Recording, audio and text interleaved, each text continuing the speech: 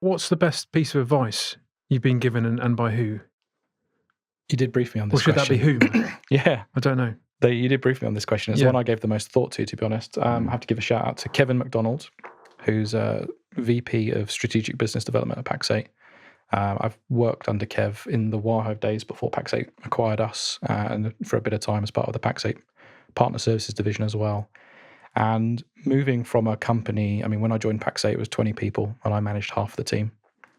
Very quickly moved to about 40 people when we got acquired, and then all of a sudden we're 2,000 people now. And the shift from going from small businesses to a bigger corporate kind of business, multinational headquarters in North America, of course, was a big culture shift. I'd worked in enterprise businesses before. I'd worked for Publicis Group, an absolutely massive organization, but as an IT help desk guy. Yeah. But being a leader in a corporate, being a director at that level was a very different thing to anything I'd experienced before. And you want to get to the advice, of course. So Kev's advice for me was to go and seek feedback from other vice presidents and other senior leaders within the business, and just get that kind of the 360 feedback, and the feedback from them in particular about my approach and the way that I come across to them and their teams. And similarly to the story with the Oxygen influencer kind of recognition and the story there, I learned a lot more about the influence that I have, and maybe the air in the room as I walk in as someone that I didn't think anyone in the company at Pax8 looked up to me. Right. For me, it's a company that I've been at for a good few years, and everyone was my friend. So the new people we were hiring that are coming in, and Pax8 was their first job, working on that sales floor. When I walked into that room, it was different to walking into a room where people were really peers and friends and things like that. So people that there was a company that was big enough that didn't really understand who I was. Nobody knew my story as well as they had done before. So getting that feedback from all the different leaders was a real gift, and that was amazing to be able to develop my own self-awareness and my approach based on that. Yeah, and brilliant. And so Richard, just to kind of widen the lens a bit, with all your experience and looking at all the influencers, and what are some of the key trends you're seeing in terms of people using their influence to achieve their career ambitions? Yeah, listening to Andy's story there, I think that is key. It's very much our industry's gone.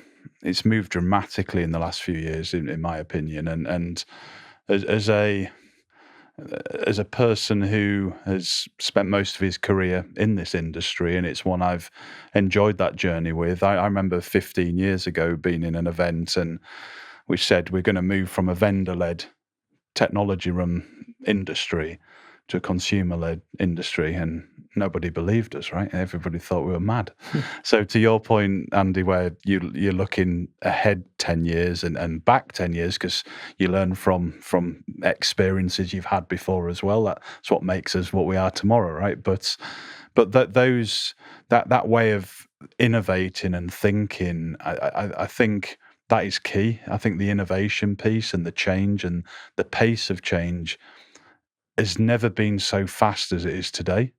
And I think what that's done is it's just disrupted the traditional models in the industry. So our models in the industry were very linear, in the way we sell products, sell solutions, we wrap solutions. Now we call them outcomes, and whatever it is tomorrow, right? That will keep evolving that narrative.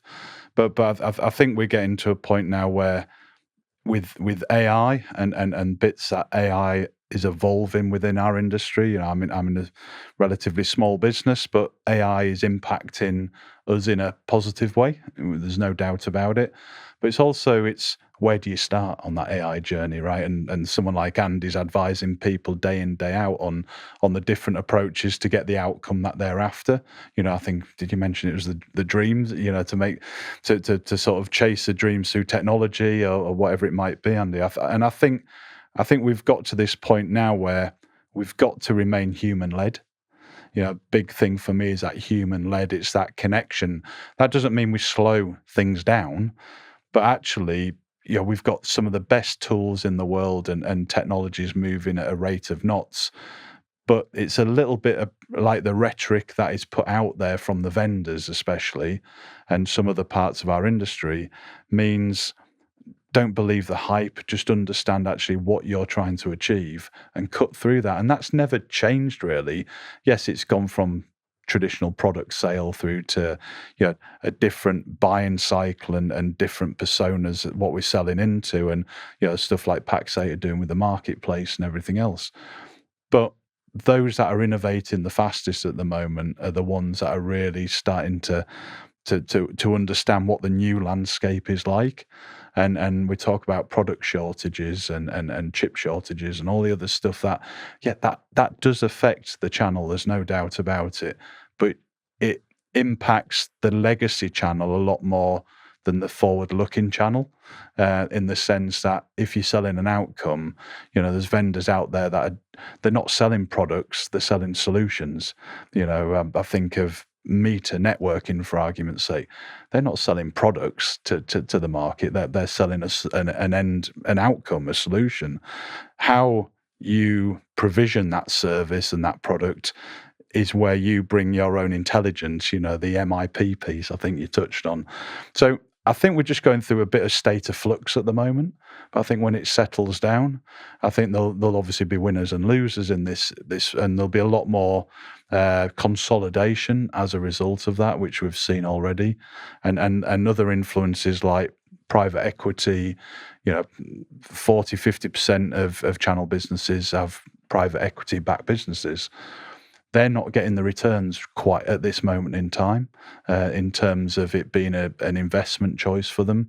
So that's bringing other challenges to boardrooms to actually think different and actually reinvent yourself a lot quicker. But then your time to revenue's got to be quicker as well, which is where technology can lend a helping hand. Yeah, no, definitely. And Andy, just to go back to your example of going into schools. So you've touched on it already, but what's your message to school leavers and to those outside the industry contemplating a career, or maybe not contemplating a career in the IT channel? Yeah, I think ultimately it comes down to what you do with technology in any role. The world that's changing around us means that whatever role you do, whatever career you go on to have, you need to know how to harness the technology. It's affecting every single thing. So I think the biggest takeaway is understanding that new ways of working are going to emerge. In particular, right now, if you're mid-teens thinking about leaving school soon, and whether you've gone to university and college or not, I think the environment you're landing in is so turbulent in the next kind of 5 to 10 years that you have to be aware that there's going to be so much displacement, especially in enterprise businesses, from automation and AI. And I think that we've all got a role to play in making sure that when we go through this change, that we do it with diversity and inclusion to make sure that we come out on the end of this change and this big revolution, and the world is a better place.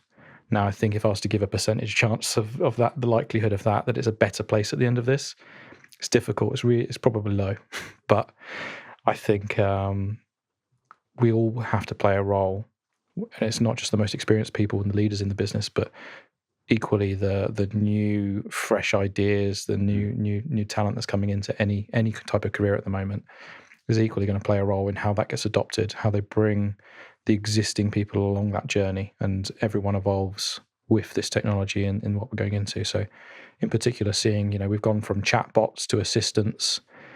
We're starting to see outsourced work in terms of tasks and things being done by AI automation. Yeah.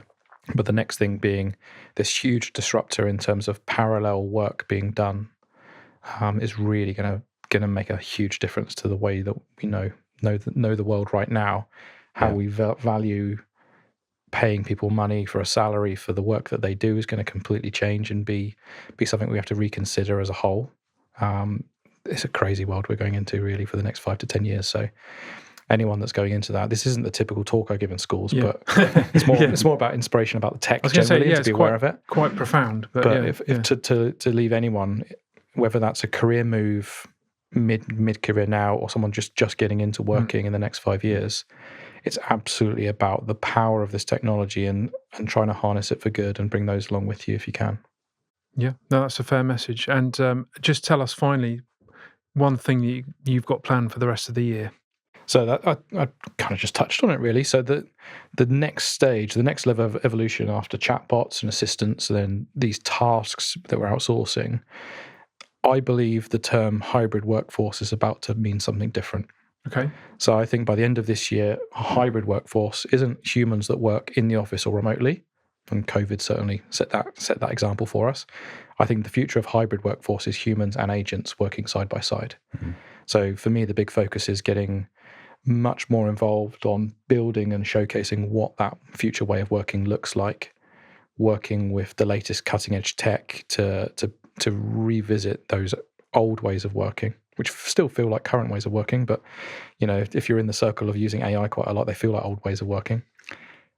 Leaning into best practices that some businesses had to, document their ways of working, their processes, mostly in a Visio diagram or a PDF that's dusty in the corner somewhere that's not been opened for 10 years.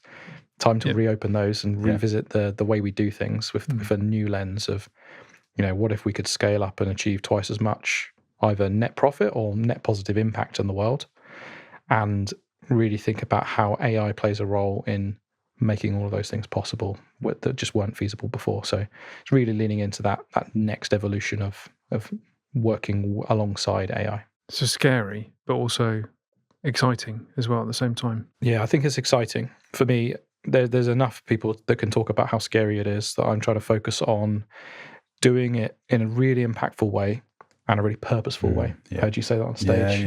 Yeah. Purposeful AI is a really nice way of coining it. Credit to you. That's a theme that you often explore in the presentations you give. Absolutely. Anyone that thinks AI is a gimmick or talks about hype in the AI sphere just hasn't asked themselves what their problems are. So very similar to the value and the self-belief and confidence and the conviction that I have with the Oxygen Influencer platform and the foundation it's given me. I really understood what I was good at, what I was not so good at, and that's really given me just assuredness, like to be able to move on and to go and achieve things. Anyone else out there that's looking to use AI needs to go on a similar journey. The amount of times I get asked after I've come off stage, tell me 3 use cases for AI. I was like, I could tell you my 3 use cases, but I couldn't tell you yours. To tell you your use cases, I have to know your 3 biggest problems. Yes, It's so individually different. It is so human-centered that to achieve purposeful AI that really makes a difference, every individual person needs to understand what they're good at and not so good at. So AI can either amplify their strengths or plug those weaknesses as well. So for me, that's a big thing. You've ended up kind of giving us a bit of a glimpse into the future, which is a bonus. It's not expecting. So thank you so much for that, Andy. I really appreciate your time and really good to learn more about your journey, particularly post Oxygen Influencers. So really appreciate you taking the time today. Yeah, thanks so much for having me. And thanks also, Richard. Yeah, thank you both. Cheers.